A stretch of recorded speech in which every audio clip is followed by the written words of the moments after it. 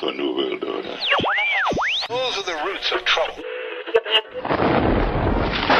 I imagine that right now you're feeling a bit like Alice, tumbling down the rabbit hole. Let me tell you why you're here. You're here because you know something.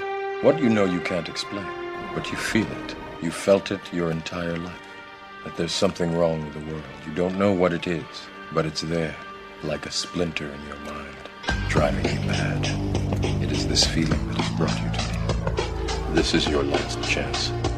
After this, there is no turning back. You take the blue pill, the story ends. You wake up in your bed and believe whatever you want to. You take the red pill, you stay in Wonderland, and I show you how deep the rabbit hole goes. All I'm offering is the truth, nothing more.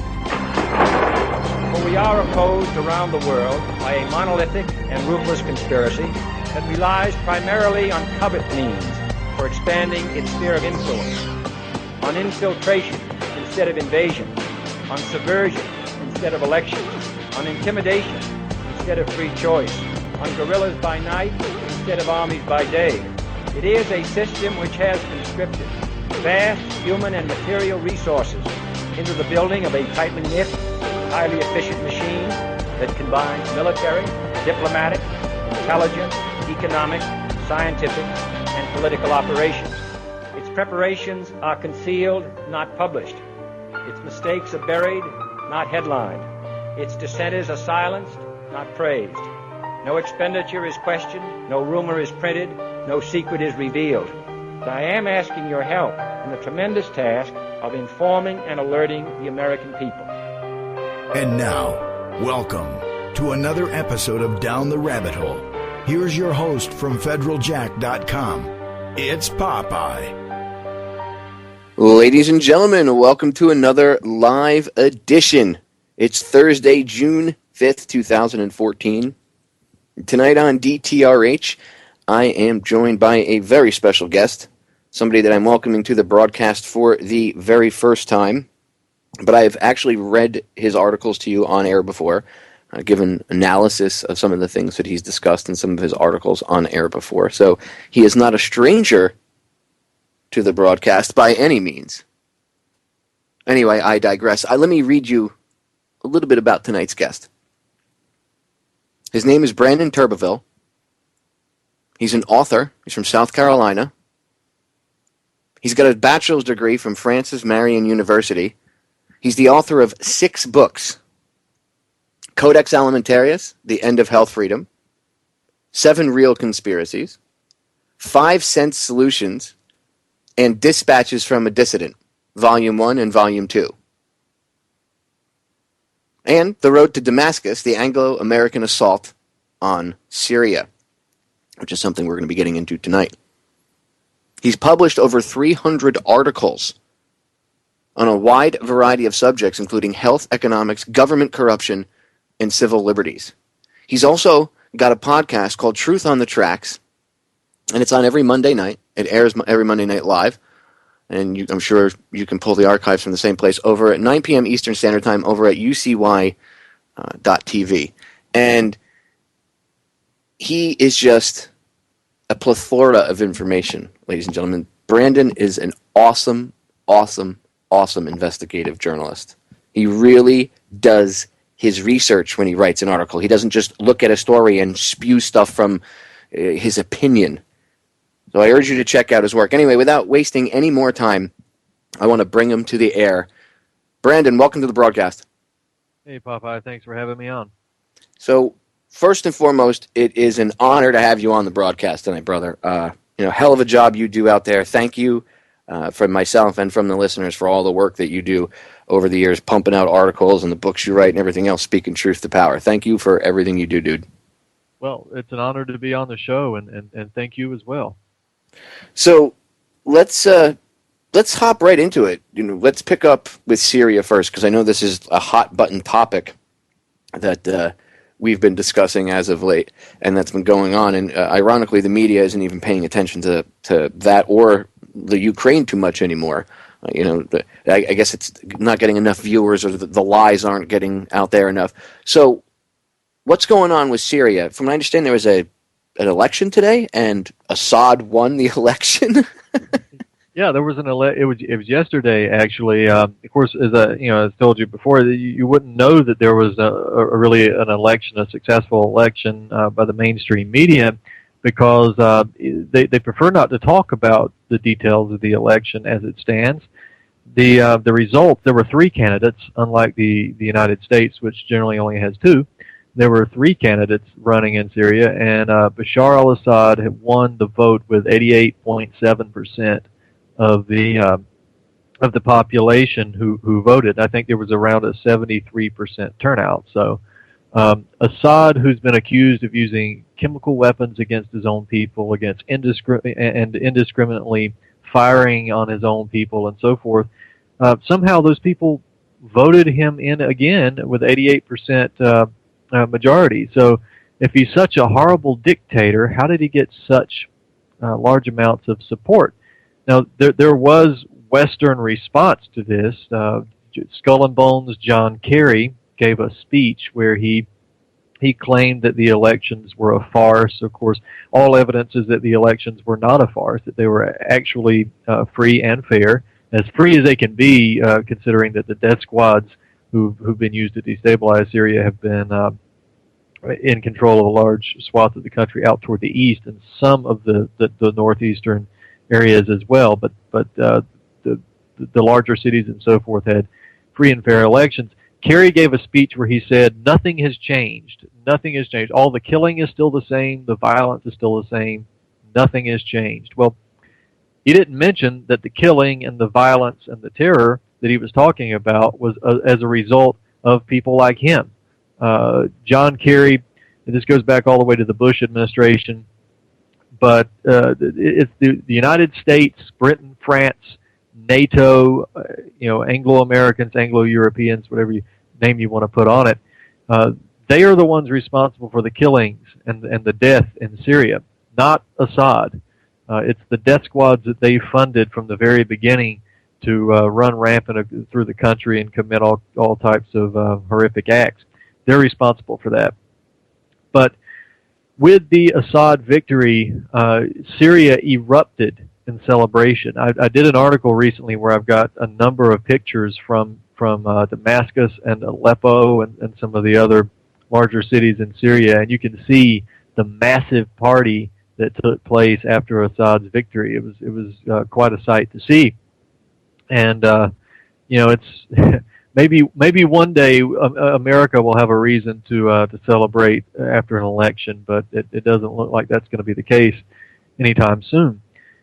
In fact, the celebrations in Syria were so strong that many of the Syrian people were firing gunshots in celebration into the air, and 3 people were actually injured, and Assad had to come out and calm them down and tell them to lay off of the gunfire before anybody else got hurt. So that's the situation in Syria. It's good news, but at the same time, there's a negative aspect too, because the idea initially, of course, was to overrun the Syrian government, to overthrow the Syrian government, and replace it with a weak puppet state, or at least a state that could not govern and resist the West.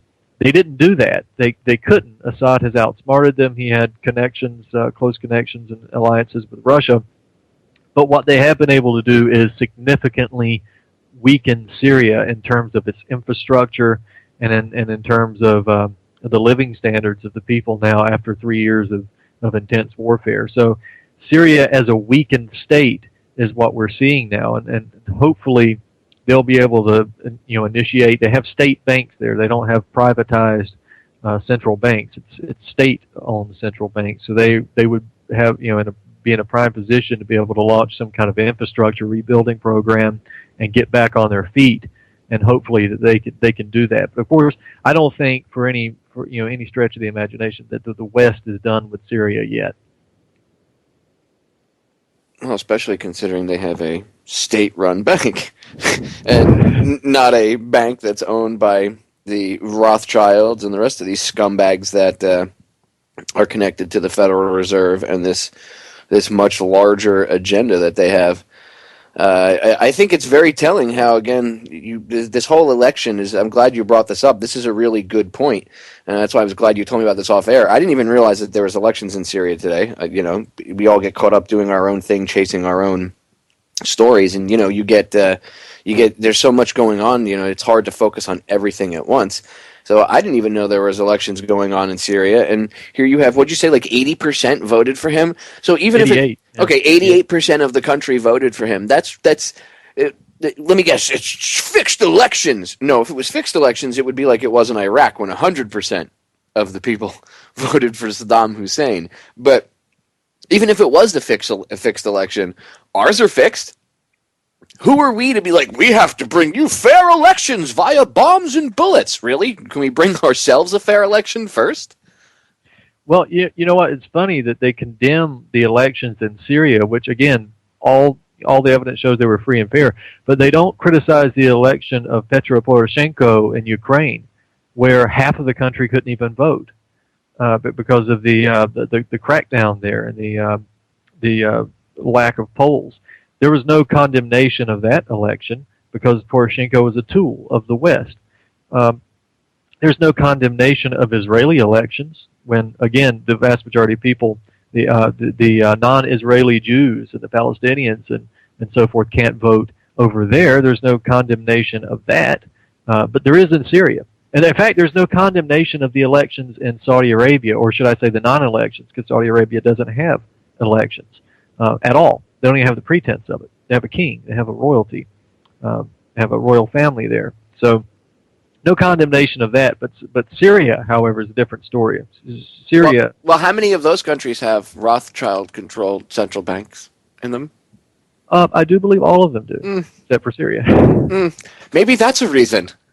Could that be one of the reasons? Because it's just not a controlled country yet, or, to the level that they want it. So, just saying. I mean, on top of money, and it's never just one thing.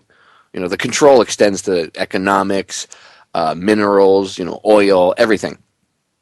Yeah, I think there's seldom just one reason for doing anything. The state-owned bank is of course one reason, but also just geopolitically, it's a stepping stone to Iran, which is itself a stepping stone to Russia, and the same with Ukraine. It's a stepping stone to the doorstep of Russia there with Ukraine. So rarely just one reason for doing anything.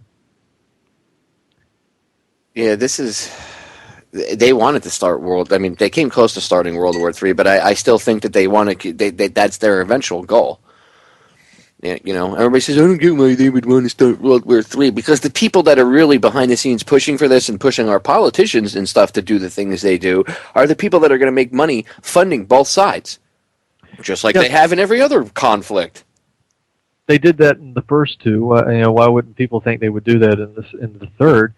And I agree with you. I think they really are trying to provoke a third world war. I mean, if you look at the situation, the foreign policy of the administration, this one and the last one and the one before it, and you can go on back, but especially in recent years. If you take the coincidence theory, or the idea that these people are really working for the benefit of the American people and are doing the best they can, that just doesn't hold up, because they're doing things that are so absolutely stupid that even someone who just does simple research on geopolitics and foreign policy would know not to do. There are attempts to anger Russia and China that are absolutely foolish, and there's no reason for them other than to provoke some type of confrontation. These are people who are allegedly supposed to be our enemies, but we gave nuclear secrets to them years ago. So, why would you give your nuclear secrets and your military hardware technical abilities and so forth to these countries if you knew you were going to have to combat them later on? It's really a script, and one that I believe was written a long time ago that we're seeing being played out here. It really is. You can't not see what they're doing. You can't look at this and be like, I don't know how anybody could look at this in 2014 and be like, well, it's all coincidence. Really?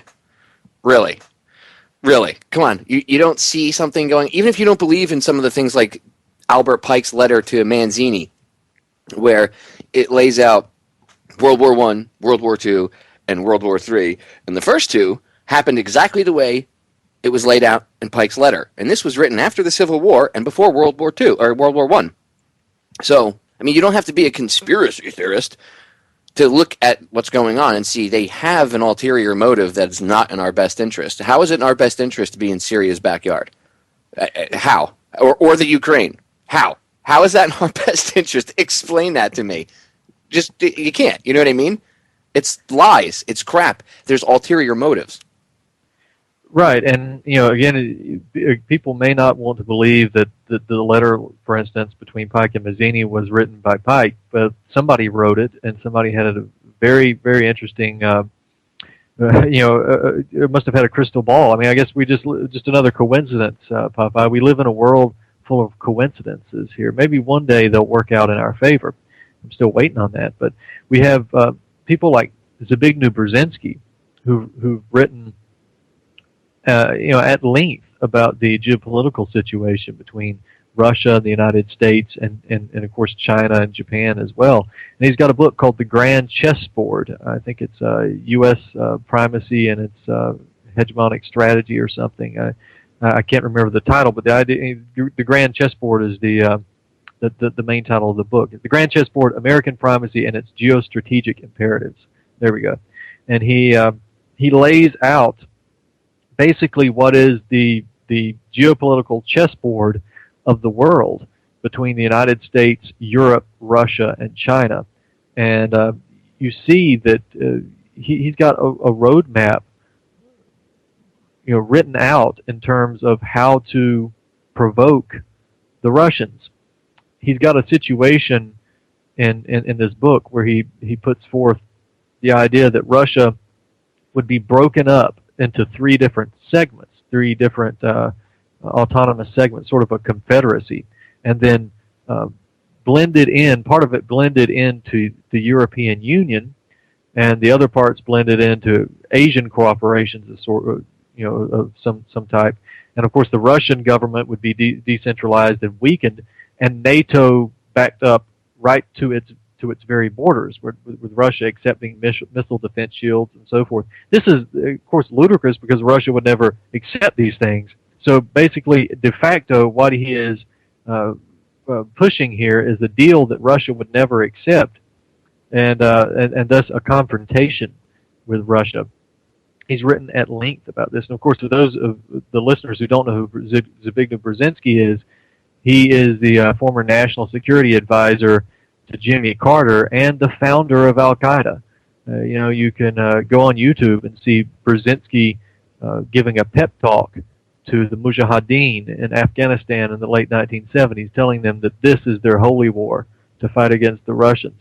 This is the architect of Al-Qaeda. So read that book, The Grand Chessboard, and you'll find he lays out an entire roadmap here for the confrontation with Russia. He also helped create the Trilateral Commission. Yes. And his daughter is Mika Brzezinski, who is an MSNBC news, quote, presenter, if that's what you want to call what she says on air, news, right? It's a game. Like that quote, all the world's a stage. Yeah, it is really a huge stage. And what's Brzezinski now? A lot of people don't realize this, but he's one of Obama's advisors on foreign policy. Wonder what he's putting in his ear over there in the White House. What do you think, Brandon? Well, I think he's putting in his ear exactly what we're seeing happen right now. I mean, you mentioned Mika Brzezinski, the television news presenter, right?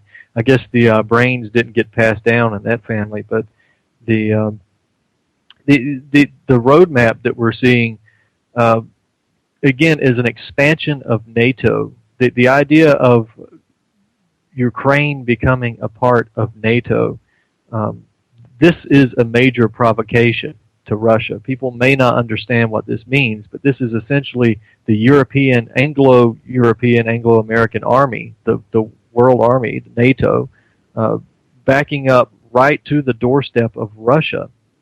They're not likely to accept this willingly, right? This is no sane country would, especially when you see the track record of NATO, and you also see the expansion of the European Union. You see exactly. Brzezinski's book was written in 1997, and you see exactly what he called for in that book coming true in Ukraine right now with the American foreign policy. And unfortunately, this is not going to bode well for anybody involved, particularly the Ukrainians, but the rest of the world as well. So, if I could just expand on this just a little bit, some of the things that Brzezinski mentions in this book, some of the sort of carrot and stick motif for the European countries. He speaks about expanding Europe as a carrot to the Central European and the Eastern European countries. So it gives them something to work for to get the so-called benefits of the European Union. I imagine somebody could find benefits in the European Union in some manner. Again, I haven't seen any of them, but to use the European Union as a carrot for the Eastern Europeans and Central Europeans to have something to work toward and thus do the bidding of the West when it comes to policy toward Russia, but also the expansion of NATO that would give these countries the protection from Russia, which does have its own geopolitical and imperial objectives. Make no mistake about it. This is one of the problems when you try to present information, is that people tend to have a knee-jerk reaction. If they realize that one side is not working for their best interests, they tend to fly back like a rubber band and go to the other side. So if the West is acting as the aggressor in Ukraine, then suddenly Putin must be the second coming. This is not a wise move to be made. It's better to stay on your toes and be a little more sophisticated than that, because Putin himself has his own geopolitical desires, and maybe not Putin himself, but you get the idea, the oligarchy behind him.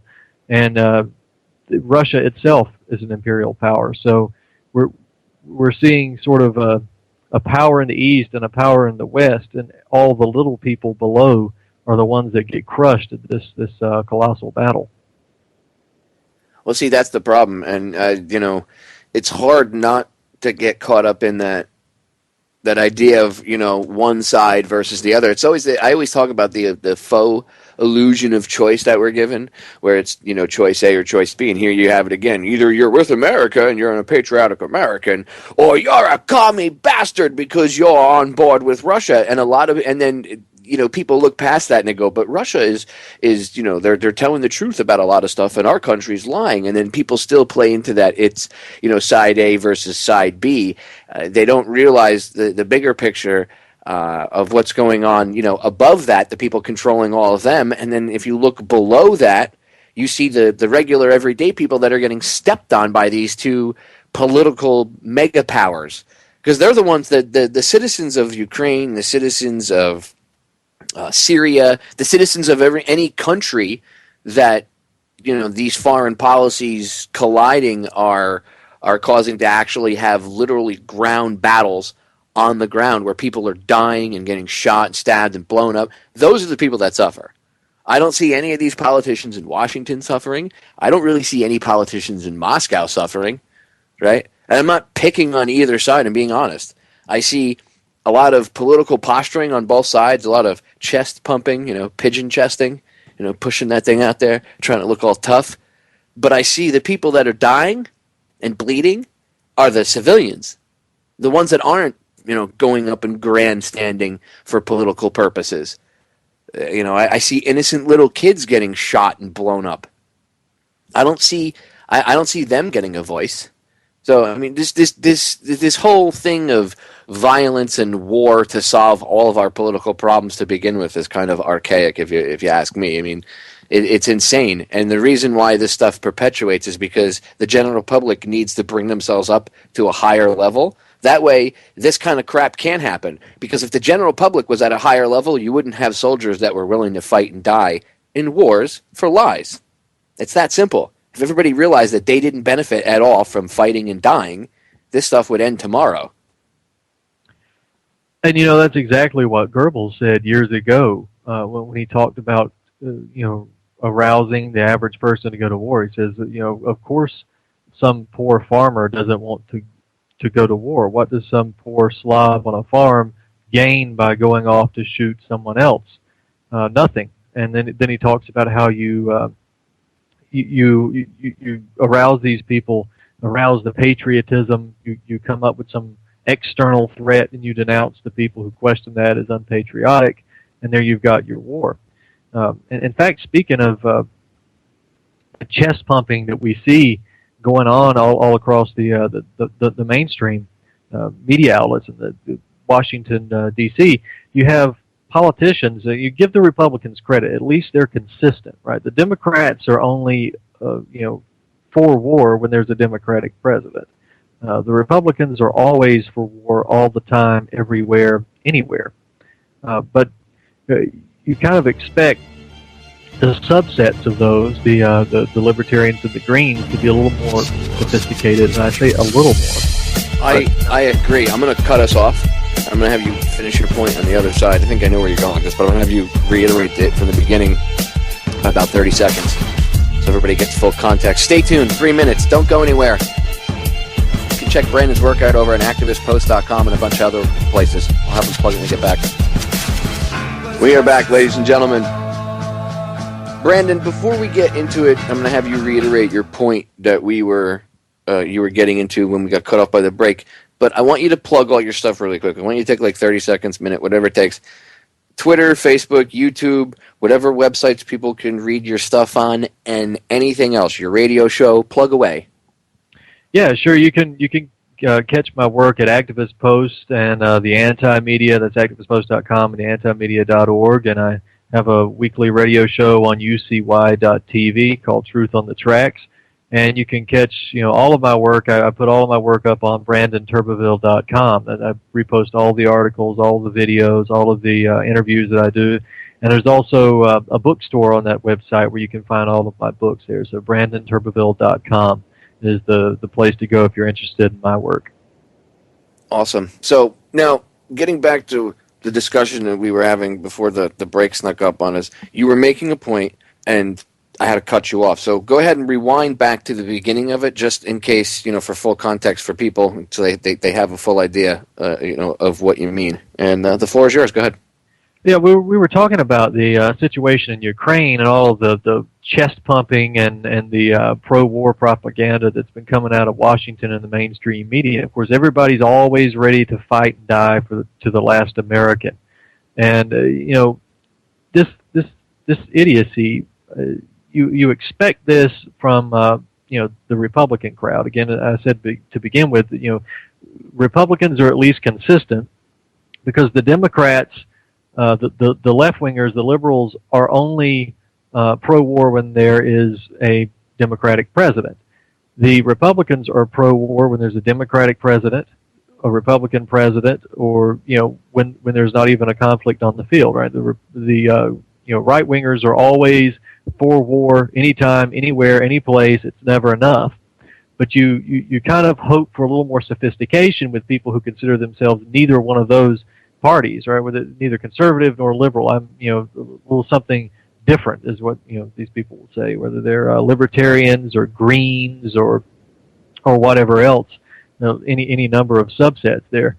But what I saw after the initial Ukraine situation, the annexation of the Crimea by Russia, I saw a lot of chest pumping coming from these quarters too. I mean, I saw a lot of people who consider themselves libertarians calling for increased action in Ukraine, and I saw them saying that Obama is making us look weak. And I would ask, what the hell do you want him to do? The answer would to have not been to initiate this situation to begin with, this Euromaidan color revolution to begin with. The West initiated this. There's no doubt that there is no debate that the West initiated this destabilization. So what is the answer here? For instance, Rand Paul actually called for opening up fracking here in the United States and more drilling in the United States to send the oil and the gas to Ukraine to support the Ukrainians against Russia. This is absolutely ridiculous, right? And I think because he's a neocon. He is. And so is Rubio, and so is that other one from Texas that just won the straw poll, Ted Cruz. They're all controlled by the neocons. I mean, Rubio was on TV 2 or 3 weeks ago talking about, I have a plan for New American Century. I spit my coffee out all over my desk when I saw it. I was watching the video. Somebody was like, hey, dude, you need to see this. Check out what Rubio said. And I had seen that he had brought up, I think it was at CPAC a couple of days earlier, he had said the same thing. So it was this interview on MSNBC, and he's talking, and he's like, my plan for a New American Century, and he repeated the term New American Century. Why does that ring a bell, ladies and gentlemen? As I've said before, the Project for a New American Century. The think tank that wrote up that little piece of paper called Rebuilding America's Defenses, the one where they said we needed a new Pearl Harbor, and then we had one a year later with the very same people that were in office now that wrote the thing. But that's just a coincidence, right? I mean, there couldn't be a conspiracy there, Brandon, right? No, just another coincidence in a long string of coincidences. But I'm glad you recognize that this Rand Paul is a neocon, because unfortunately a lot of my friends who consider themselves libertarians do not recognize that he is a neocon, and they're fooled by this. I constantly see reports about what Rand Paul is saying or what Rand Paul does, and why do you care? Why do you care what Rand Paul says? He's not your friend. I mean, this guy wants to drone bomb American citizens on American soil without trial or jury. So if anybody doubts that, they can look it up. Not long after his big filibuster in the Senate over Brennan and his appointment to his post, Rand Paul, when there was the Chris Dorner situation, the guy who was killing cops in Los Angeles, or at least allegedly killing cops in Los Angeles, Rand Paul was asked about the use of drones to surveil or subdue Chris Dorner, and Rand Paul said he didn't care if they used a police officer or a drone to kill Chris Dorner on American soil. And so that's the duplicity, I guess is the right word, of Rand Paul. So people need to wise up a little bit about this. And that apple fell far from the tree, dude. You know what I'm saying? Yeah, this guy, and he's probably going to run for president. I mean, there's not really any probability to it. It's almost guaranteed that he's going to run for president. It's going to either be Ted Cruz, Rand Paul, or Marco Rubio, Rand Paul. And, you can swap whoever runs for president or vice president. But either way, it's like total neocon controlled.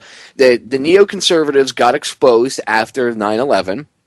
They had a lot of people focusing the light on them. The cockroaches started to scatter. So instead of being their typical neocon selves, look, these people, I know they do stupid things, and a lot of times the people that are involved, like politicians, are stupid, but the people behind the scenes of this are not. Okay, they think way further into the future than most people do. Okay, they know how to play this game, and they saw the Tea Party. They saw the rise of like the End the Fed movement, and they saw all these people coming out and starting to learn about 9/11 and the Federal Reserve, and it kind of got hijacked because it was forming into this natural grassroots like Tea Party thing, and that got hijacked. And now what they call the Tea Party is really, I would say, half to three-quarters of the people involved in that. And I don't mean the grassroots people. I mean like the politician level wise or like higher up wise. They're all neocons, or they're being slowly brainwashed into it. And it's going to be, you're patriotic. Look, you're freedom. That's the same crap they sold us after 9/11. Remember?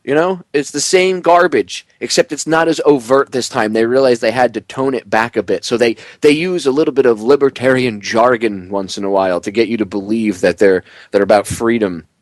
They're not. It's the same psychopaths that were willing to kill over 3,000 people in New York City and in Washington, and then turn around and use that as justification to kill millions more around the world. Remember that. Remember, like one of the family members said during the 9/11 Truth Commission hearings, your government funded and trained Al-Qaeda. I'll say it again. Your government funded and trained Al-Qaeda. One more time. Your government, the one that's in power now, they're the same people that were in charge of the Bush Muppet and the Muppet before him, Clinton, and then Big Bush Muppet, okay, and Muppet Reagan. Let's just all be honest, okay? Stop. Oh, it's the Bush administration. No, it's the Obama administration. That's what they want you to do. That way you're not paying attention. It's like my T-shirts. It's got Uncle Jack. That's the modified Uncle Sam with the Illuminati eye in his forehead. You've all seen it. He's got the two puppets. One's a Republican. The other one's a Democrat. Get it? They're playing everybody. Stop it. Stop it. Your government, the system, the people that control the system, not the people in it, some people in it, but the people that control the system, including our politicians, funded and trained Al-Qaeda. Just remember that. And these same NeoCon dirtbags are now taking over the faux right, I call it, Brandon. That's what I like to call it, is the faux conservative movement, because honestly, people need to stop. We keep separating ourselves on this level of I'm a liberal or I'm a conservative, I'm this, I'm that. Well, why do we have to look at things in that light? Why can't we just look at things in like I'm for common sense and being cool to my fellow human beings? Is that a political stance? Can I want to make that a political party with me? You and I can run for president. How about that? Well, I like it. And anytime somebody starts throwing themselves into a camp and saying, I'm a this or I'm a that, then to me, you're telling me you took out your brain at some point and handed it to someone else and said, here, I don't need this anymore. You can do whatever you want with it. And that's why I don't subscribe to any of those ideologies, and certainly not the parties. But you're exactly right. You see a number of people coming up on the right and the left who are just mainly piggybacking off of the anger that people feel at the turn of every election cycle. You see, most people don't vote other people in or vote presidents in or senators in. They just vote the old ones out because they're so disgusted with it. But nothing ever really changes. Except for the fact that it gets worse. So you're going to get on the right, you're going to get people like Rand Paul and Ted Cruz and maybe Ben Sass out of Nebraska. He's somebody to watch. 2016.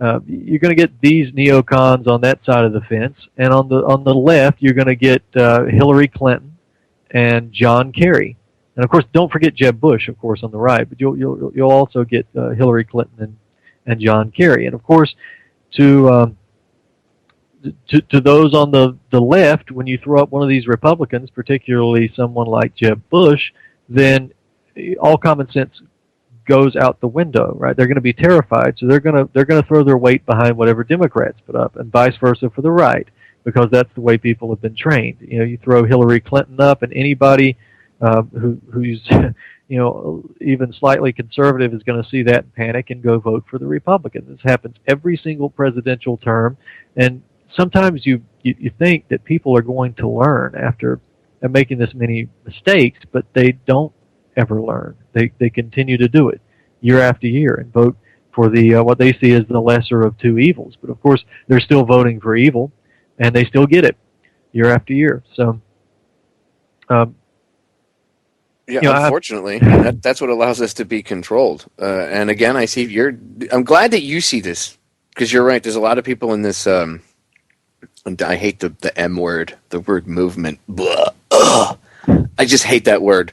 But there's a lot of people in this thing, whatever it is we do, right, that are intelligent, but then when it comes to people like Rand Paul, they're like, oh, he's awesome. And it's like, oh, guys, you're still getting bogged down in this lower level of thinking, and you're getting dragged back into the same he'll fix things. None of those politicians are going to fix things. I mean, but let's just be honest. If voting actually changed anything, it would have been completely illegal a very long time ago, right? It would have been like a felony to vote if it actually changed anything. On a local level, it does.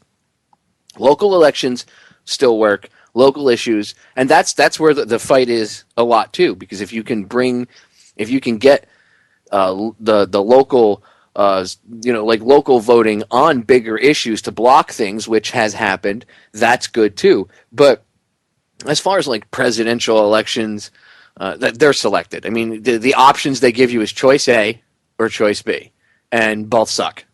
And they're both controlled by the same people, so it's not really a choice. It's a selection, not an election. And these Congress critters, I mean, there has to be term limits.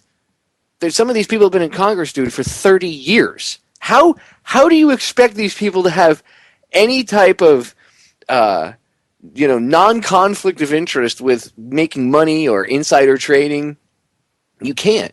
And it's okay for them to insider trade and benefit from that. So they can make millions and millions of dollars and be completely disconnected from the rest of the world. Look at Pelosi. She used to use the Air Force when she was Speaker of the House like her personal limo service to fly all over the country. Packing planes with food and all sorts of stuff, drinks, alcohol for her staff and her family or whoever else was flying with her.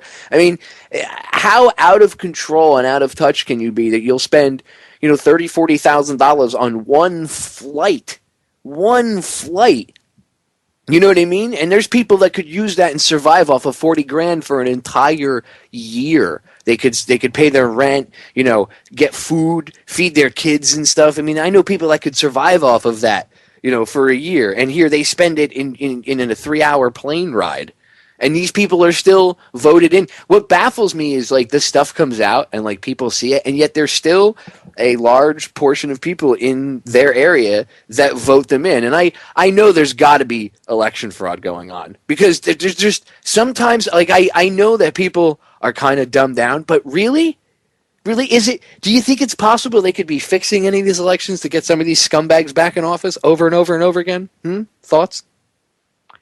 Well, of course they are. I mean, we've got the Diebold machines that are going up on polling stations all across the country that assure that there aren't going to be any legitimate candidates who win. Generally third-party candidates or something. These things are already in the bag. These things can be. They claim, of course, that they're hack-proof, but obviously they're not. We've seen numerous occasions, we especially in Ohio, but all throughout the country, of election fraud like that. Now, when you talk about people being out of touch, I don't think even a lot of people who listen to my show or yours or read my articles and so forth really understand what a different planet some of these people live on. It's not just spending money on flights and stuff. It's just you're looked at as a different species. I mean, when George Bush, I think it was George Bush Sr., who was running for president, and he was going to do his little PR photo op going to the supermarket, and he went through the supermarket line, and he didn't even know what a barcode scanner was. He didn't know what it was. He didn't know how to use it. Because why would he? Because he's not in the public arena. He doesn't go to shopping at the supermarket. He doesn't have to take his car to be repaired. He doesn't drive his own car. This is an entirely different planet, and they look at us as a different species. I wouldn't say a subhuman, but a subspecies. No, I would say we're subhuman to them. That's about right, because they actually, the occultists, the dark occultists, they actually call the military and police their pets. And they call us the dead. They call them their dogs or their pets, and they call us the dead. Meaning we're like the walking, like, all these zombie movies that come out? I have a different understanding of a lot of the reason why they constantly portray the mass, 98% of the population in these movies as walking dead zombies. And you see this overt amount of them coming out in the past 20 years. There's multiple reasons, but Because that's what they are. Well, yeah, because that's what they think of us, dude. And that's literally the opinion that these elitist pricks have of us. They look at the general public like we're dead. And it's because we have this disconnect from our true selves. And they know that because they're responsible for, that. They're not just the people that are alive now, but the people that came before them. This work of ages that they've been doing. Yeah, and you got Henry Kissinger. He refers to the military as the dumb, stupid animals to be used for foreign policy. You go back even further. It's not just a recent phenomenon of people who've accumulated wealth in recent years. I mean, you go back to Plato, and Plato refers to the average person as the its. So it refers to people like you and me, right? We're the its. We don't count for anything. We're just property. We're just cattle, basically. And by the way, they quote him a lot. They love Plato. Yeah, that's a common theme. And Plato talked a lot about the things that affect us daily, right? Even when you talk about the culture industry, Plato had talked about the culture industry a long, long time ago in his own writings, where he talked about musicians should be licensed because they could hold sway over the average person, and they could change a person's emotions, and they could cause the public to be, at ease, or they could cause them to be angry and discontent, and that for that reason he thought the musicians should be licensed and only approved by the oligarchy. So this is this work that Plato wrote about is still in effect today, and as you said, they love Plato, they love that work, and it actually goes back further than Plato, but those are some of the earliest writings that we have. We can see that plan laid out. So it's not something new by any stretch of the imagination. No, the way that they look at us, the way that they actually think about us, is very old, and that's why I say we need to shake that off. And I always try to point this out when I talk about racism and the division and stuff. That's not natural for us to think like that about each other. That's the way they think about us, and they're instilling their thoughts into us via the media and via all their brainwashing.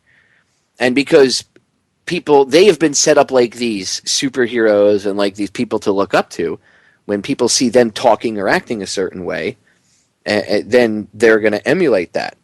And we're doing that to ourselves. We divide ourselves. Oh, God, he's got long hair, or he's got short hair, or she's got short hair, she's got long hair, she's blonde, she's got brown eyes, she's got brown hair. You know what I mean? She's short, she's tall, she's skinny, she's fat. He's tall, he's short, he's skinny, he's fat. He's black, he's white. She's black, she's white. Latino, Asian, gay, straight, Christian, Muslim, Jewish. I mean, could we pick any more divisions to section ourselves off from each other? We're all human. How about that? How about we all breathe air, we all need blood, we all need to eat. Most of us would like to leave something behind in the form of a legacy, children, or whatever. Most people want to do good and want to love other human beings. Most people want to, make the world a better place. Wow, suddenly we all have a lot in common. We keep allowing ourselves to be divided because we allow ourselves to think the way they do. Because we're being programmed. We're like computers. You put bad code in, you're going to get a bad result. And that's what's going on. The coding that is coming into us right now is horrible.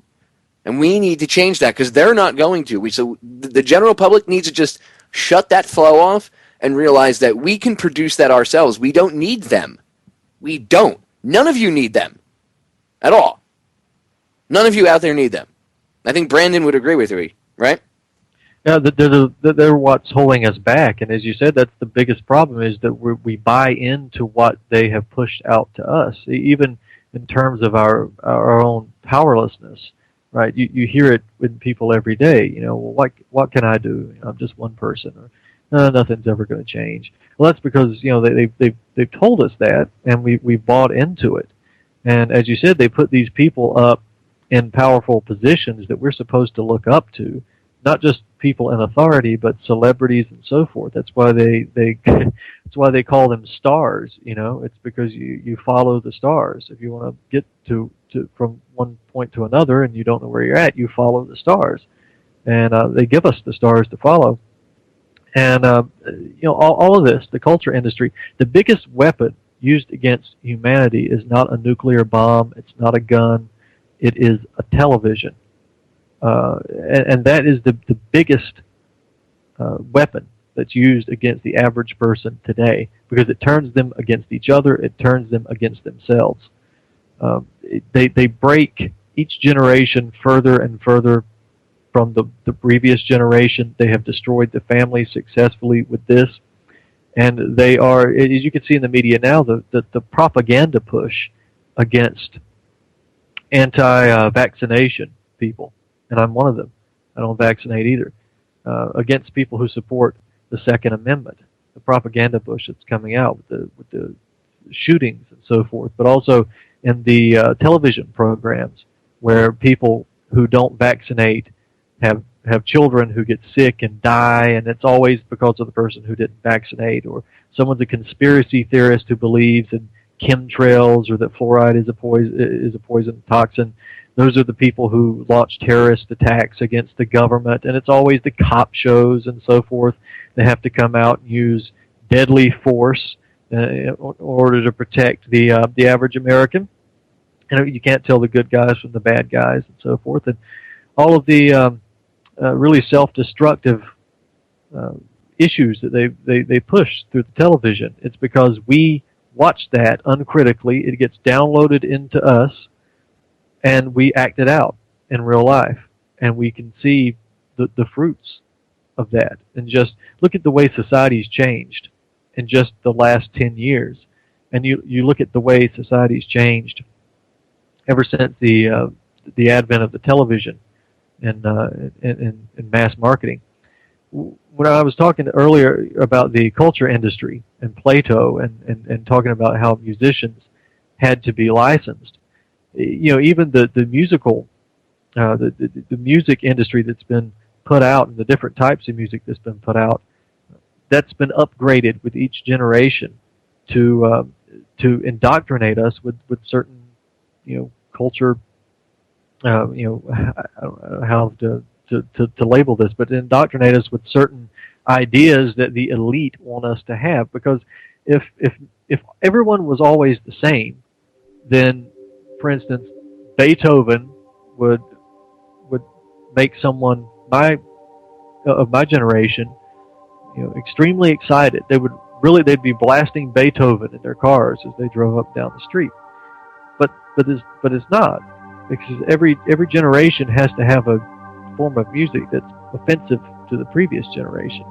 It gets more and more base, and that's not by accident, and that's not organic either.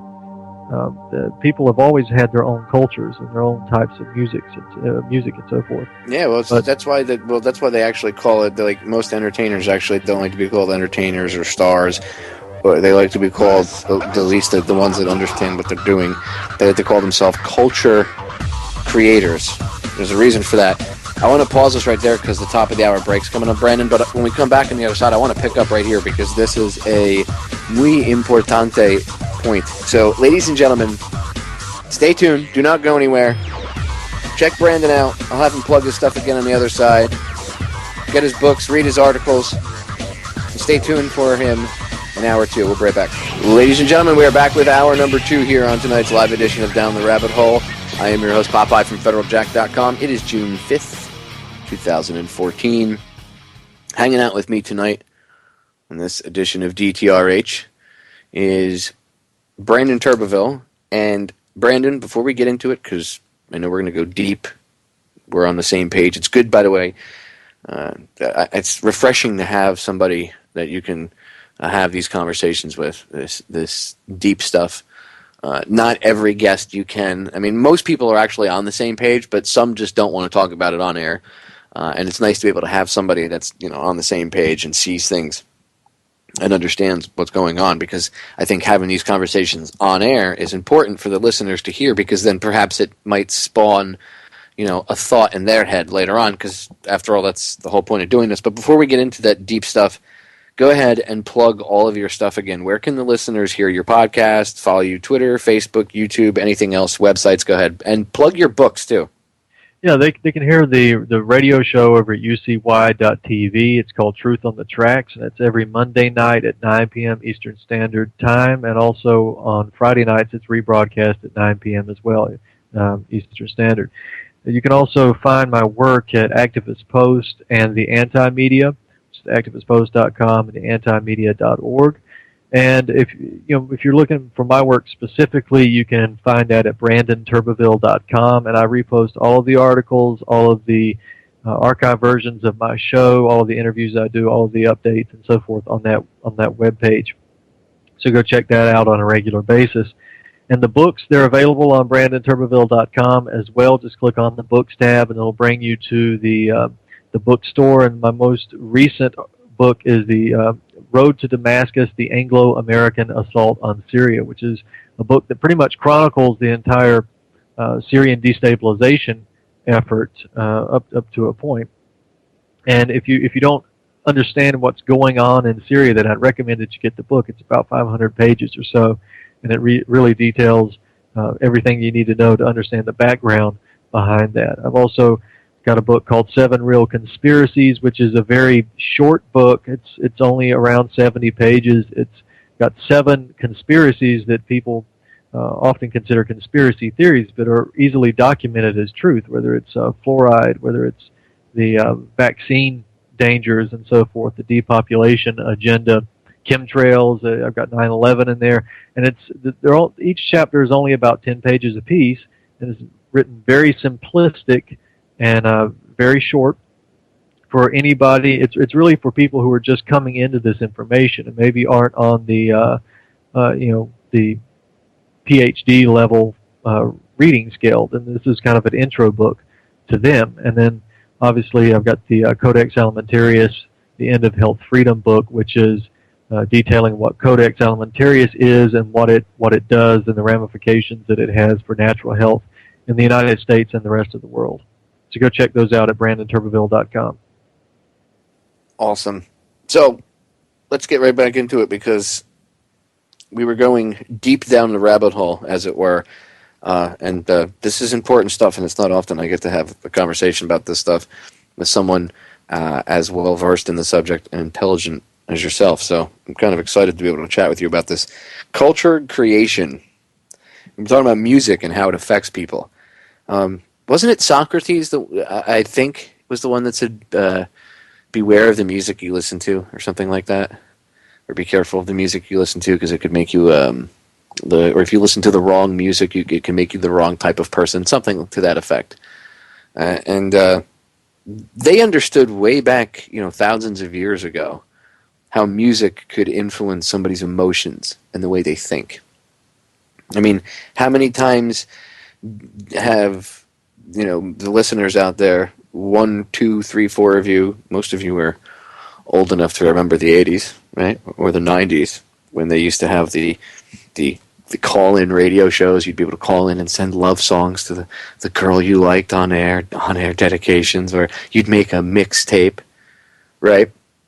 Why do you think you did that? Why do you think you did that? Because you were trying to let her hear the love song. I want her to feel my love. It makes me feel this emotion when I listen to the music, right? Right? You realize that the emotions that you felt, although they were very real emotions, were manipulated. That's what culture creation is.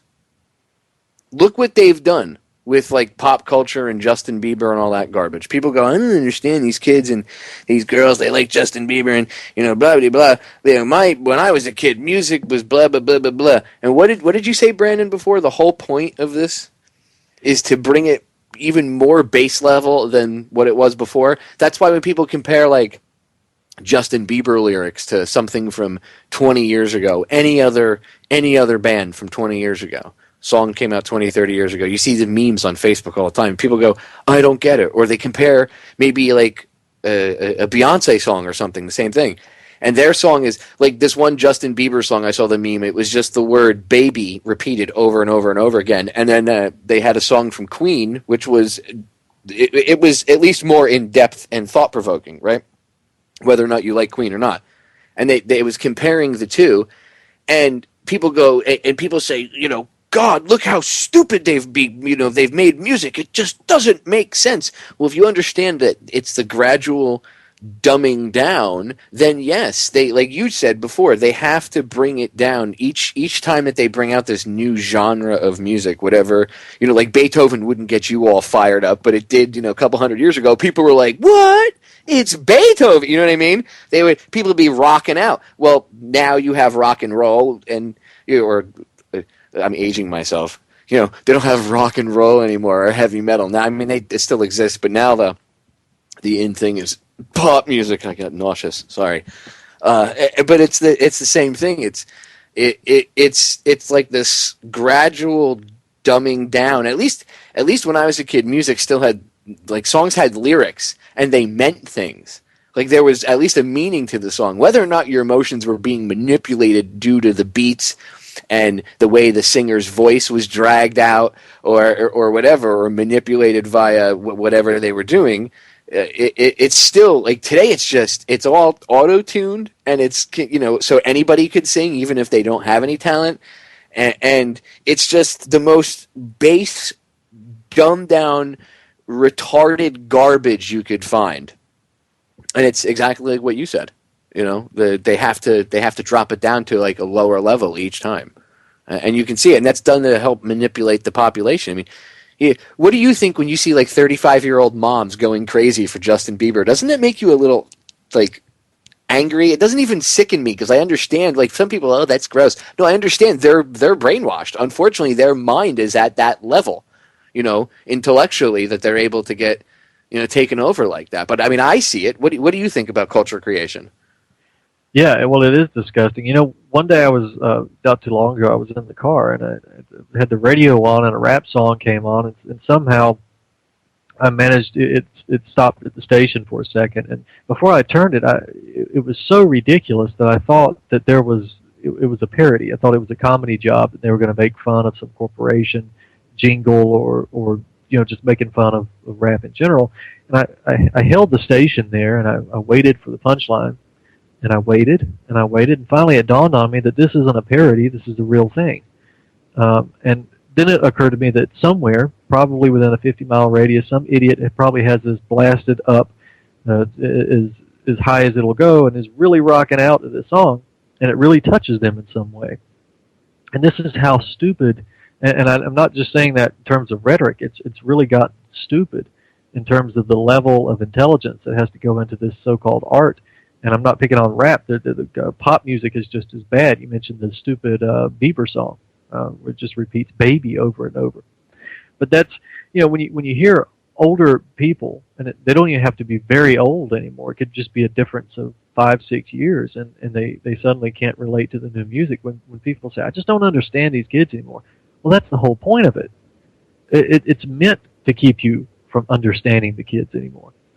Before the break, I was talking about how, I mentioned Beethoven and I mentioned other cultures, but you look at, take for instance, a lot of the ancient British and Irish cultures, and Celtic cultures and so forth, that had these songs that would tell very long stories, and they would convey emotions about revolution or anger or whatever, and they traveled from Britain and Ireland, and they traveled the Atlantic Ocean, and they ended up here, and they traveled all the way down the Appalachian Trail, and they always remained the same with a few tweaks here and there. Maybe a few of the words would change just from being passed down orally, but they always remained the same, and then something changed abruptly, early 1900s, right? We started getting jazz and bebop, and then we got other pop music songs and so forth, and then we got rock and roll. And then it moved on, psychedelic music and glam and metal, and now to what it is today. Why did it change so abruptly? Why did these songs remain the same for hundreds of years and then suddenly change abruptly in the early 1900s? It's because we had a culture industry. The culture was being standardized, and music, of course, is only one part of it. Television came later. That was a part of it. The radio was always a part of it. That was the first steps, is when they had radio programs at a certain time every night, and they had cliffhangers, and so you could listen to the story, and you'd want to find out what happens next. And eventually, people started changing their behavior and changing their schedule so they could go home and listen to their shows on the radio. And eventually, people were altering their lives based on the radio program that was being broadcast. And that, of course, moved on to the television, and it's gotten even worse now. But even books, I kind of cringe sometimes when I hear people who are trying to be genuinely helpful and say, cut off the TV and read a book for a change. Well, yeah, I suppose that's better. It is better. But, it's just because you're reading a book doesn't mean you're doing yourself any favor. It depends on what you're reading. This is why the elite never really cared about the printing press, because people tend to forget. You read older books, older poetry and so forth, and people think that that this was written for the people. Maybe one of the people wrote these stories. Well, the overwhelming majority of people couldn't read at all, and by the time they were able to read, they could generally only read well enough to learn basic instructions. And those that could read well were given trivia. They were given romance novels and basically pop novels and so forth that meant nothing, and that downloaded them with the same thing that the television downloads them with now on a slower scale. So, and of course, reading the newspapers as well, getting their daily dose of propaganda and that. So the culture industry is wide-reaching, and it's not just here in the United States, of course, or even in Europe. It's reached out all across the world now. You know what really weirds me out is when you see like this big deal over American-made movies in other countries. Yeah, they're awful. Yeah, but they suck here. Like, we think these movies suck that are being made now here in the United States. Okay, like I don't know why they're exporting this garbage. Well, I know why, but you know what I mean. Somebody that doesn't understand would go, I don't know why they're putting this crap out in other countries. But it's amazing how these other countries it's just weird because you don't see other countries' movies coming here getting big fanfare. You might see an international film festival or something, or maybe there's like a little art house movie theater that plays international films or something in your local area. But when was the last time you saw a red carpet event for an entirely French-made film? I don't recall.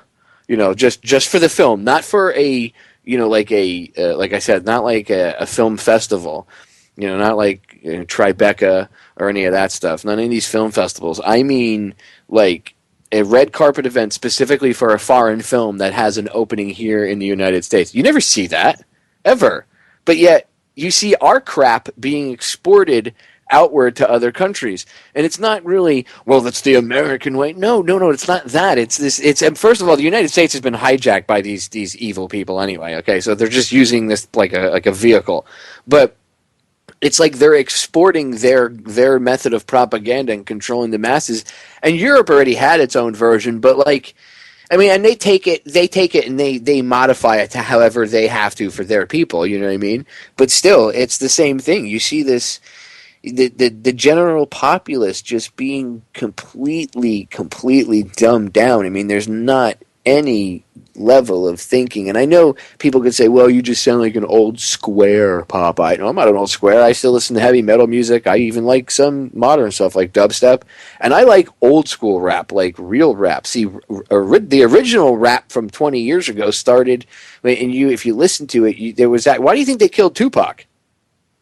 Seriously, why do you think they killed him? You should listen to some of the stuff that he rapped about. He rapped about treating women with respect and not calling them bitches or hoes, even though he was kind of a thug. Well, not kind of. He was a thug. But even though he was a thug, he talked about treating women with respect. He wrote a song called, where he sung to his mother. He talked about how the Illuminati controlled things. Openly talked about how fake Jay-Z was, and Jay-Z was controlled by the powers that shouldn't be. All I'll say is random drive-by shootings. For a random drive-by shooting, Suge Knight didn't get hit. And he's big. And Tupac was like next to each other, they looked like the number 10.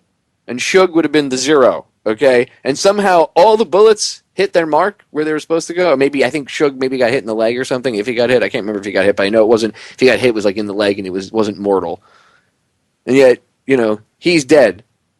So, like, a lot of that original old school stuff still had some flavor to it, but just like anything else, anything that comes up and might actually speak some truth to power quickly gets hijacked. The only stuff that doesn't is the underground stuff, that's out now. And then as soon as, if it gets picked up and it's popular, a lot of times those artists will get approached by, these bigger record companies, and they'll try to cut them a deal. And a lot of times, once they cut you a deal, that's it.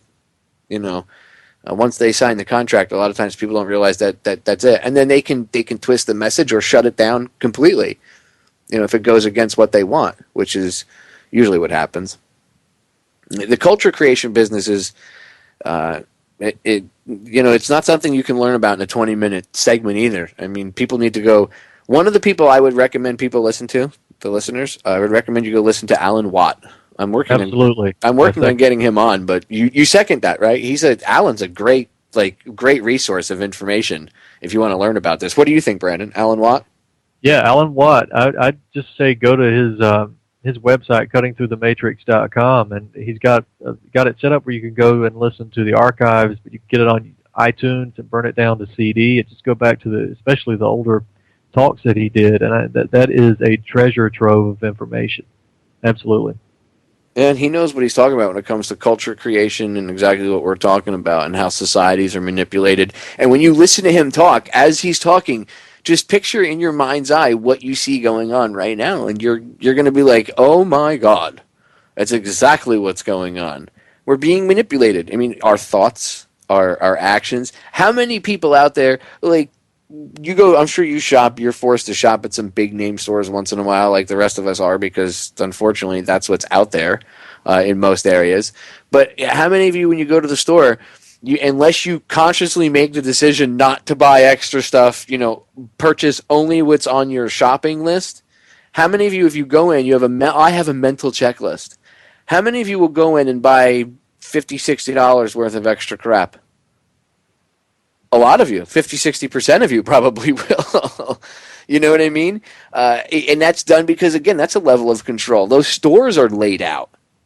I mean, even the shopping culture, the culture of going to the mall and everything, it's all false. It's all an illusion. It's all fake.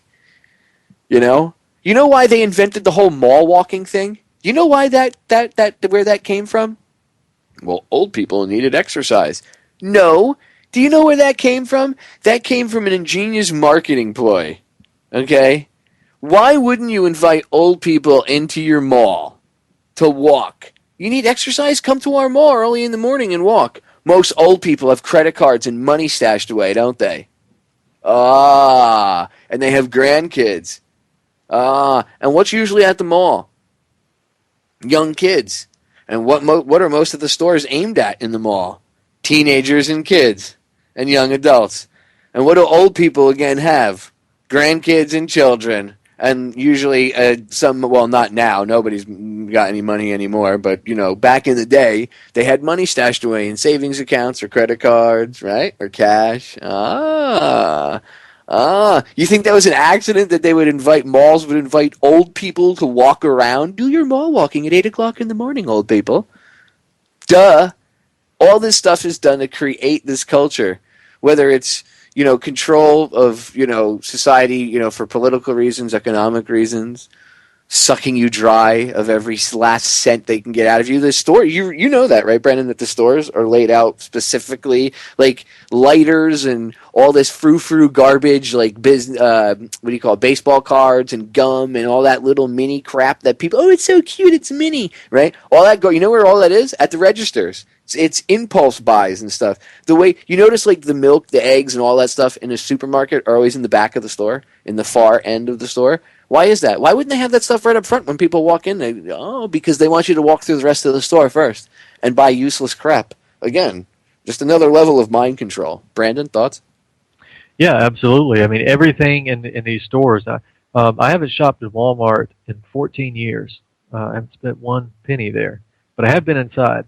And everything about the stores are organized to either attract you to buy something, to trick you into seeing something, or to throw you off so you will be more susceptible to the propaganda, to the marketing. I wouldn't call it propaganda, but marketing in the store, whether it's changing which side that the entrance, you're supposed to walk in on the right, leave on the left, or whether it's changing that where you walk in on the left, leave on the right. So you're thrown off from the very beginning when you walk into the store, and you're more susceptible to the advertisements and the marketing ploys and the placement of everything in the store. It goes back, Edward Bernays, who hated the American public because he thought that they were absolutely stupid, and he hated them for it. But he even said, don't change your product to be what the public wants. Change the public to want your product. And that goes into the culture industry.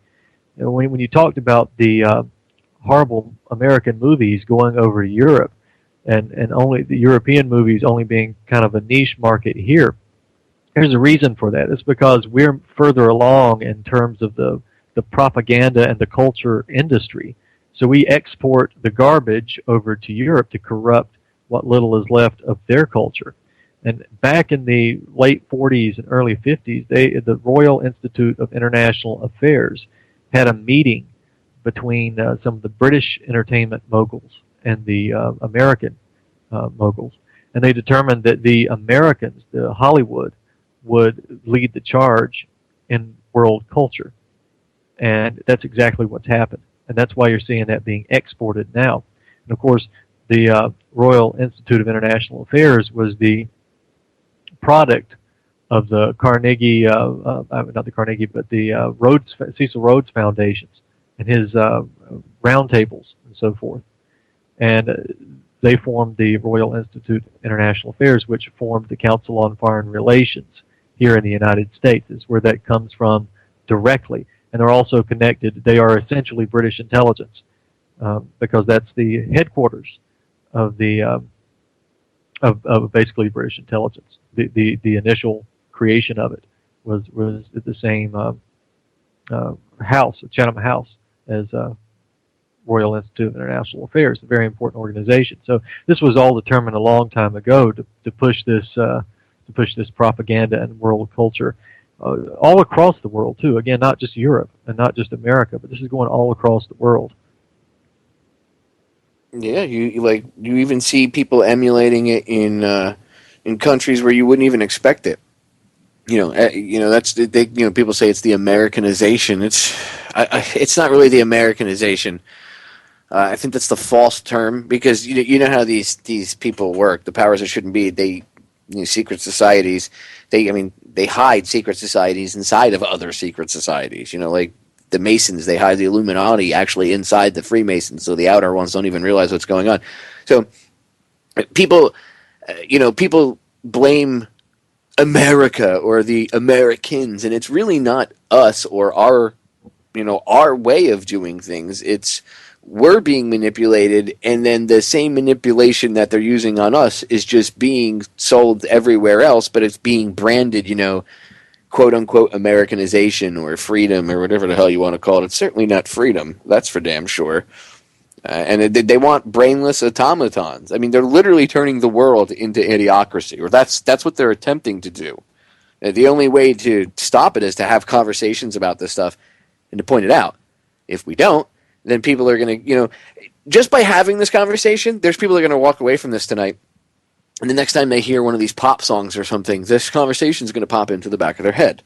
And they're going to start to think, and they're going to start to analyze songs about some of the lyrics, and then they're going to go back and listen to older songs, right? Many of my listeners are already smart enough and awake that they don't listen to this crap, and they listen to the older stuff. So it's just important to have these conversations because it makes people think. Anyway, the break is sneaking up on us. Ladies and gentlemen, do not go anywhere. Culture creation is a real thing. Again, check out Alan Watt. Trying to get him on the show, working on scheduling. Interesting guy, you'll see. Go check him out. We'll be right back. Culture creation, look it up. We're back, ladies and gentlemen. So, final segment here. Final 26 minutes with my guest. And again, ladies and gentlemen, go check out all of Brandon's stuff over on activistpost.com. Brandon, plug your books. Everything's on your website, right? Wouldn't it just be easier? I know you yes, go to activistpost.com, but your books, everything else, videos and stuff, all that stuff's up on your website itself, right? Yeah, everything's updated, immediately on BrandonTurbeville.com. The articles, interviews, books, YouTube versions of the show, and all that kind of stuff. All of it goes on BrandonTurbeville.com as soon as I get it done. So I would just recommend that people go there and check everything out there. Good stuff. Good stuff. So during the break, we were chatting, and I had mentioned the Illuminati the last segment, and you wanted to actually you wanted to get into that, and I was I'm glad you brought up this point because this is an important point. A lot of people, when they hear the term Illuminati, and I've done shows on it to break it down before, but a lot of people, when they hear the term Illuminati now, it's almost like a pop culture reference, this term. It means, illuminated ones, okay? People don't even know what the word means. But it's referencing the powers that shouldn't be.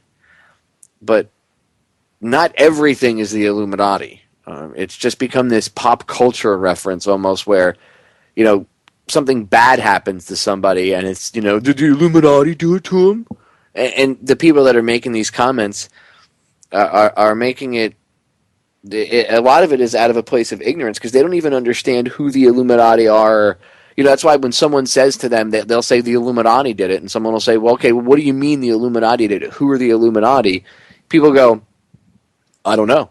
I don't know really anything about them other than, well, they're the Illuminati. They're the bad guys. They're the people that pull off all this stuff. Yeah, but who are they?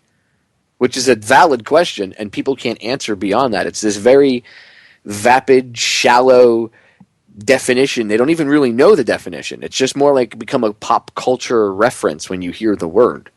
That's why I use the term the powers that shouldn't be. I try to, I try to use something that references, them without saying them or the Illuminati constantly because it's just become too much of a pop culture reference. You know what I mean?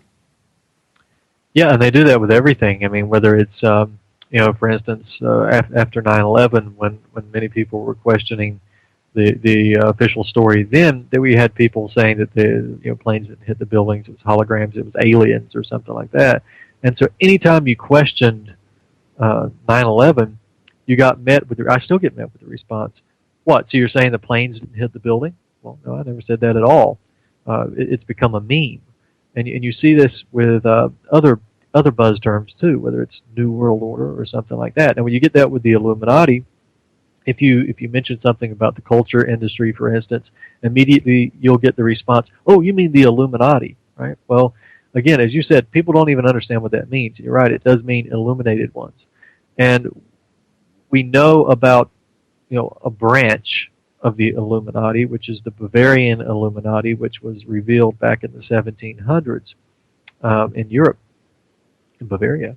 And they take this story and they apply this to everything. They don't understand that the Illuminati, meaning illuminated ones, is only one branch of Freemasonry, essentially. And Freemasonry itself is only one branch of an even bigger religion that's global and that's a big part of the elite. And so you'll get questions like, Jay-Z, is he a member of the Illuminati? No, I can safely say that he's not. He cashes in on it, of course, and probably has shaken hands with people who are members of the upper levels of Freemasonry and so forth, the people who may be so-called illuminated. But just because somebody gets caught in an awkward photograph with their hands in a certain position does not mean that they're part of the Illuminati.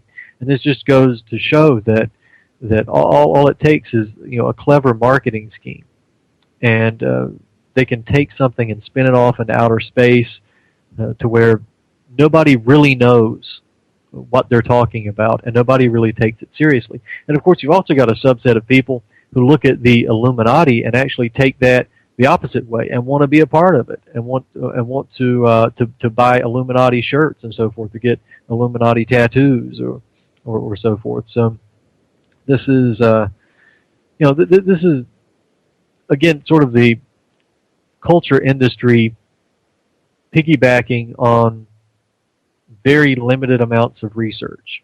I think sometimes people who only skim information online and don't really go deep into the research not only do themselves a disservice, but they can also be more harm than good to other people who are trying to research, because this kind of stuff is really infantile when you look at it. No, you're right, and that's a lot that's done on purpose too. The disinformation that's put out there, or the lack of information that people have, because they only dig so deep. And again, the people that the powers that shouldn't be, the people that do this stuff, the people that at the very top think of things, and they sit and they think about how to steer society and things like that. They understand this stuff. They've studied this stuff for years. They understand how we operate, and a lot of this is put out there. The Illuminati is real, yes. The Bavarian Illuminati was one sect of it, and just because they were broken up in the 1700s, they went underground. One of the things they did, again, they hid inside it, like Freemasonry. Not all Freemasons are bad, because they hid a secret society inside of Freemasonry. What better place to hide a secret society but inside of another secret society? I've had Christopher Everard to talk about this. He's been on multiple times. Go listen to the archives on Federal Jack. I've gone over this in detail. They're hid inside of it. So not all Freemasons are bad, right? But that's the way it is. I mean, even Albert Pike wrote about it, how they have the blue degrees of Masonry, and that the blue degrees have no clue about what's really going on, and that's the whole point. They hide inside of this because it's already secretive, so what better place to hide your secret deeds but inside of a secret order? And it's already a group, one secret order, hiding itself inside of another one. It's almost like those Russian egg dolls. You keep opening them, and there's another one inside. And that's the way these groups work. And then you keep narrowing it down to the people at the very tippy top.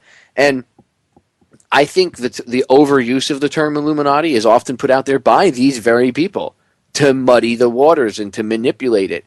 So it becomes a pop culture reference. That's why you see the logos. I mean, part of it is also a little bit of hubris that they throw their logos on clothes and stuff. But a lot of it is to make it a pop culture reference, so that way if you make it almost like pop culture-y, it becomes a fad and then it goes away like other fads, and it becomes a whatever. That's old school. Really, you're going to talk about the Illuminati? Really? Do I think Jay-Z's part of the hierarchy? No. Do I think he's a lapdog? Sure, of course. That's why he loves to throw his little symbols up. Do I think that he plays off of some of the attention that he gets from it, and that he figured out a way to make more money from it? Yeah, I do. I also think that he believes in some of the stuff that he does. Like, if he wears an upside-down cross on his T-shirt, yeah, maybe he does really believe in that. Maybe his real views, maybe he does know what's going on. Maybe he is part of this overall, he is part of the overall agenda with the crap that his culture creation garbage. But do I think that David Rockefeller or his ilk go to him and they're like, yo, man, tell us how to run the world, dog? No, I do not. I highly doubt it. I think it's the other way around. I think he's the puppet, if anything. Okay, and he's just a little finger puppet. That's all he is. As are the rest of them. And that's why they don't mind, they being the powers that shouldn't be, the real illuminated ones, right? They don't mind having Jay-Z getting all the spotlight as, oh my God, he's in it. I'm sure maybe he is a Satanist. Maybe. And could Beyonce get possessed? Oh, I'm sure. Sure. Well, I don't doubt it. Why would I? Look at her. When she turns into Sasha Fierce, she even says she has an alter ego. To me, that's more like mind control. That's more like compartmentalization and multiple personalities. But again, is that a possibility? Yes. Could Jay-Z be a handler? Yes. When you research a lot of MK Ultra stuff, you see a lot of these people in the entertainment industry are like that. Is that a possibility? Yes. That he knows stuff? Of course. But do I think he's like I said, do I think he's hobnobbing at Bilderberg? No. Not unless he's doing the entertainment. I don't think he's going to Bilderberg. I don't think he's that high. You know what I mean? And I think they've taken a lot of these references. They've had to, and that's largely in part due to us.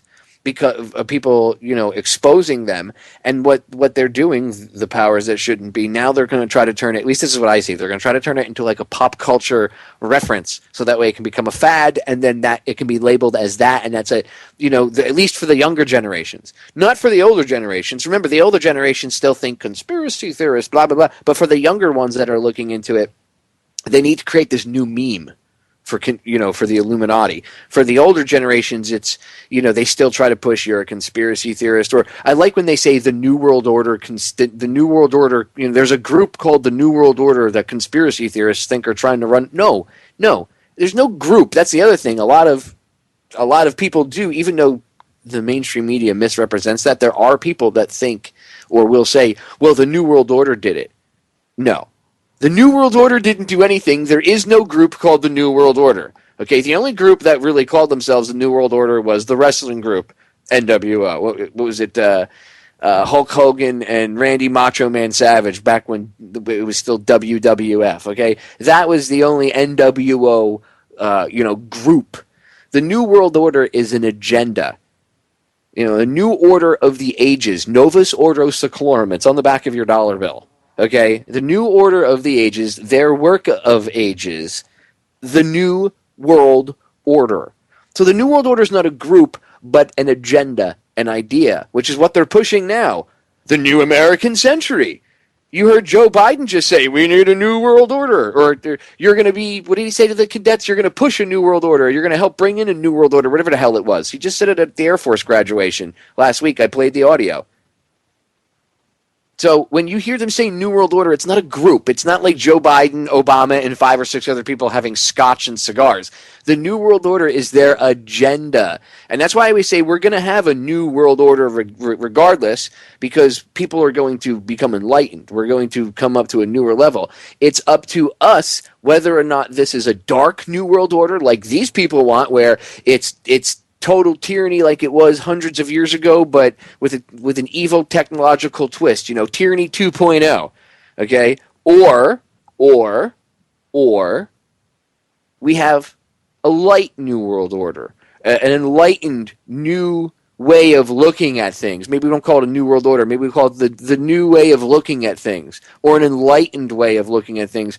Not meaning, well, we all worship weird, demons or aliens or reptoids or whatever, and, sacrifice people and, try to swallow their soul. I'm not talking about that. That's the dark stuff. I'm talking about where we all stop killing each other.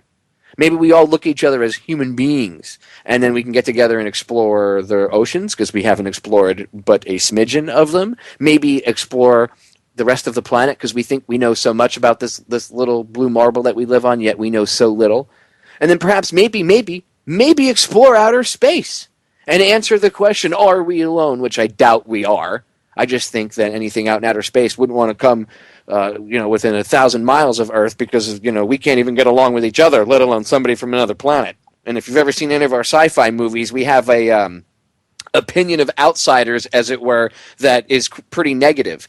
I'm not saying that aliens would come here with, roses and flowers, by the way. I'm just saying. Anyway, what do you think about the enlightenment of humanity, Brandon? You think that, you agree with, what I said? We have this choice, like Bill Cooper used to say, we have a fork in the road, total tyranny or enlightenment. What are you going to choose? Yeah, I do, and I think that is the choice. I don't really think there's an in-between, and I don't really want an in-between. I want freedom, and I want, a better society. And I think, you can look around and you can tell that there are more people, sort of, I guess, use the term waking up. Of course, that's becoming kind of trendy too, but there are more people who are becoming aware of what really is guiding their society, even if they don't know it intellectually and academically. They have this innate feeling that something is not quite right, and there seems to be more and more of these people, and that is a good sign. Of course, there are other people who seem to be hardening themselves, and that's the choice that they'll have to make. But when you talk about occult knowledge, for instance, if you say that you're interested in the occult, then a lot of religious people will immediately start shaking and quivering and thinking that you're a Satanist. But occult only means hidden. And if something's hidden from you, it's hidden from you for a reason. And so I encourage and really encourage people to go out and research this hidden knowledge and understand what it is, what it means, and then work toward it on an individual and a collective level to enlighten ourselves, to enlighten others, because we can do those things that you mentioned. We can explore the Earth. We can explore space. That is very possible. The technology that we know exists right now, that even you and I know exist, is probably 60 to 100 years behind the actual developments that they've already had. This is obsolete, the stuff that we know about. We can do incredible things with the technology that exists now. Free energy, space exploration, environmentally friendly industry, and so forth.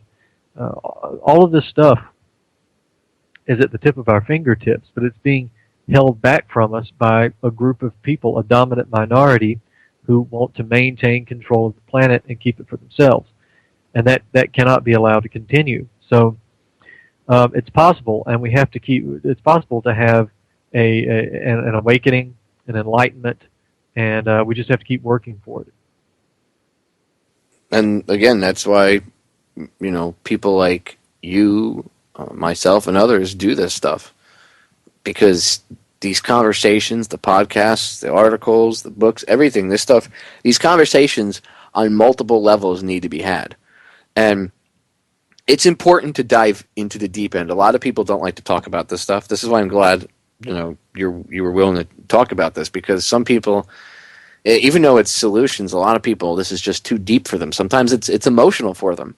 I mean, I've done broadcasts on this, and at the end of the broadcast, I've had people message me, or if they heard a rebroad, I've gotten emails, and people tell me, man, you made me cry. And that's, the point of doing this is to get you to feel what I'm trying. Like if I'm saying something and you feel it, it's not because I'm trying to manipulate you with any. I'm speaking to you from the heart. I don't have any special sound effects or anything like that. So if you feel it, that's a genuine emotion.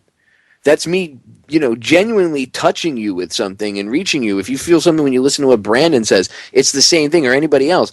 Or if you read something that somebody writes, and that sparks a genuine emotion in you, and you feel, say you read something and, you're like, wow, that's right. That's the point of doing this, because by doing that, you might have a conversation with your wife, your husband, your girlfriend, boyfriend, whoever, friends, coworkers, family. And that conversation will have a domino effect, and maybe you'll change the way they look at something. I know a lot of people that, one of the guys on this network, one of the other hosts, his friend of mine, Joe, he talks a lot about this stuff at his day job, and he's been able to probably within the past 6 months to a year make a lot of headway where a lot of his coworkers now actually listen to the network, and not only his show but my show and others, because they've been tuned into this, and now they're like, holy crap, they've woken up. They've some way, somehow, this affects everybody, by the way, but some way, somehow, everybody has a doorway. When people say, well, how do I wake people up? And like you said, it is the awakening is even becoming, the term awake or waking up is almost becoming trendy. It's just unplugging. It's just not believing it anymore. It's seeing.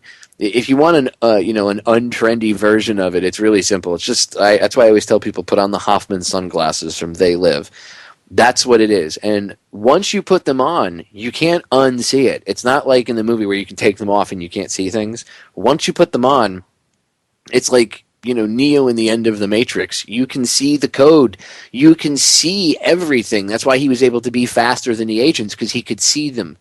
He could see what they were. He realized they were nothing but computer programs, and he was better than they were. He was the one with the power, not them. And it was his, he could defeat them very easily. He could see the truth. Once you put those glasses on and you see the code, you see the world for as it is, you can't take it off. And in just your actions alone from there, even having a simple conversation with someone affects things. People are like, oh, I have no power. Stop thinking that. Everybody needs to believe in themselves. Truly, it's the only way we're going to get through this. Brandon, we got about 5 minutes left. Your final thoughts. What do you think? We have to believe in ourselves. Same thing. Yeah, I got a couple things. People might be surprised what they can accomplish when they stop being so afraid, whether it's speaking out or actually taking action. There's a Nick Cave song. I just talked about the culture industry, but there's a Nick Cave song where he talks about leaping into the abyss and finding out it only goes up to your knees. And I think that's a pretty good metaphor. I've met people who know about much of the stuff that we've talked about tonight, whether it's the Freemasonry connections, the culture industry, the political situation, and they're stockpiling food and they're stockpiling guns, and all that stuff is important. But these same people are terrified to speak to their friends about this information. They won't do it. And my advice to them is to save your money on the guns and food, especially the guns, because if you don't have the courage to speak out to your friends and tell them this information and just just take a little ridicule occasionally, the risk of ridicule, not even ridicule, but the risk of it, then I don't think you're going to have the courage to use the guns. So just save your money and enjoy yourself.